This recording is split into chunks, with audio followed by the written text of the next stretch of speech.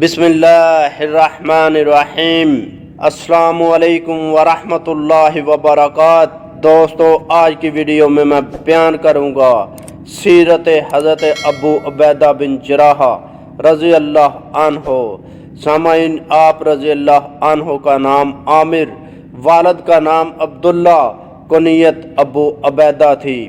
والد کا نام عبداللہ تھا، لیکن آپ رضی اللہ عنہ اپنے دادا جراح کی نسبت سے ابو عبیدہ بن جراح کے نام سے مشہور ہوئے۔ آپ کا تعلق قبیلہ قریش سے تھا۔ حضرت ابو بکر صدیق رضی اللہ عنہ کی ترغیب پر بالکل ابتدائی دور میں اسلام لا کر سابقین اولین میں شامل ہوئے۔ حضور صلی اللہ علیہ وآلہ وسلم نے عشرہ مبشرہ میں نام لے کر جنت کی خوشخبری سنائی اور امین الامت کا لقب عطا فرمایا۔ سامعین، حضرت ابو عبیدہ بن جراح رضی اللہ عنہ کو بھی اسلام لانے کے بعد کفار کی طرف سے سختیوں کا سامنا کرنا پڑا۔ چنانچہ آپ رضی اللہ عنہ نے پہلے حبش کی طرف اور بعد میں مدینہ کی طرف ہجرت کی۔ حضرت ابو عبیدہ رضی اللہ عنہ کی ماں مسلمان ہو گئی تھی، جبکہ باپ کافر تھا۔ ایمان ایک ایسی چیز ہے جس کے اندر بھی داخل ہو جاتا ہے، اسے پھر سارے دنیا سے محبوب اللہ اور اللہ کا رسول صلی اللہ علیہ وآلہ وسلم ہو جاتے تھے۔ یہی معاملہ حضرت ابو عبیدہ بن جراح رضی اللہ عنہ کا بھی تھا۔ جنگ بدر کا موقع تھا، ایک طرف مسلمان اور دوسری طرف کفار تھے۔ مسلمانوں کی تعداد تھوڑی تھی، مگر ان کا ایمان آسمان سے باتیں کر رہا تھا۔ سامعین، حضرت ابن شوذب رضی اللہ عنہ فرماتے ہیں کہ بدر کے دن ابو عبیدہ رضی اللہ عنہ کا باپ ایک بار ابو عبیدہ کے سامنے آیا۔ حضرت ابو عبیدہ رضی اللہ عنہ نے اس سے کنارہ کیا۔ جب اس نے کثرت سے آنا شروع کیا تو حضرت ابو عبیدہ رضی اللہ عنہ نے اس کو قتل کرنے کا ارادہ کیا اور اس کو قتل کر دیا۔ اللہ عز و جل نے سورۃ المجادلہ کی یہ آیت نازل فرمائی جب آپ رضی اللہ عنہ نے اپنے والد کو قتل کیا۔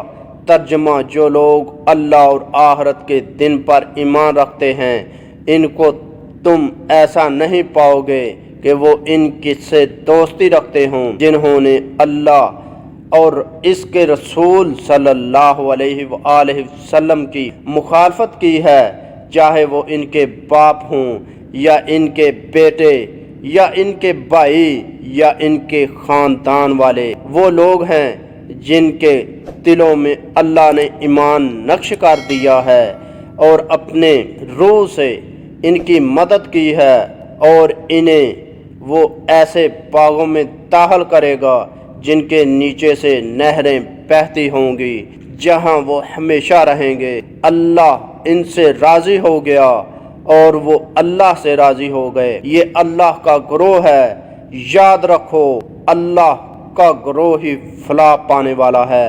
سورۃ المجادلہ آیت نمبر 22۔ حضرت ابن انس بن مالک رضی اللہ عنہ نے بیان کیا کہ رسول اللہ صلی اللہ علیہ وآلہ وسلم نے فرمایا، ہر امت میں امین ہوتے ہیں اور اس امت کے امین ابو عبیدہ بن جراح رضی اللہ عنہ ہیں۔ صحیح بخاری حدیث نمبر 3744۔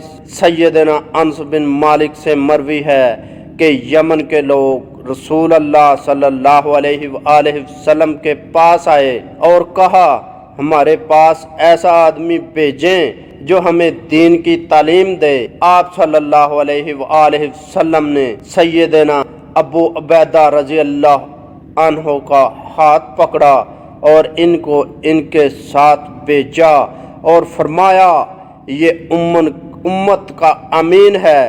مسند احمد حدیث نمبر 238۔ سامعین، جنگ احد میں بھی حضرت ابو عبیدہ رضی اللہ عنہ نے بڑی قربانی دی۔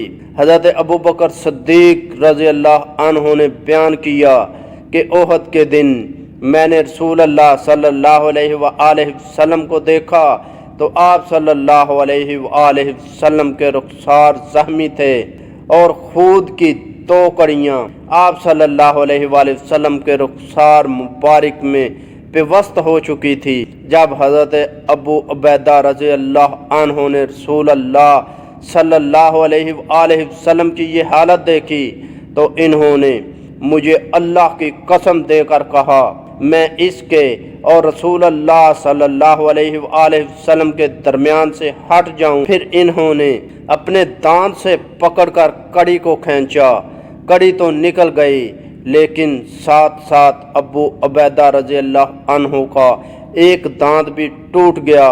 پھر انہوں نے دوسری کڑی دیکھی تو پھر مجھے اللہ کی قسم دے کر کہا میں اس کے اور رسول اللہ صلی اللہ علیہ وآلہ وسلم کے درمیان سے ہٹ جاؤں۔ انہوں نے دوسرے دانت کے ساتھ دوسری کڑی کو کھینچا، اب کی بار بھی کڑی نکل گئی اور ان کا دوسرا دانت بھی ٹوٹ گیا۔ چنانچہ حضرت ابو عبیدہ بن جراح رضی اللہ عنہ اسرم السایہ الثنایا تھے۔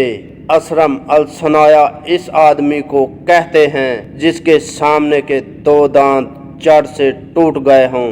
دوستو امید کرتا ہوں کہ آپ کو میری یہ ویڈیو پسند آئی ہوگی۔ اگر ویڈیو پسند آئی تو ویڈیو کو لائک کریں، اپنے دوستوں کے ساتھ شیئر کریں اور ایسی اچھی ویڈیو دیکھنے کے لیے ہمارا چینل مہربان وائس ٹی وی سبسکرائب کریں اور اپنے بھائی اشفاق احمد کو اجازت دیجیے اگلی ویڈیو تک کے لیے اللہ حافظ۔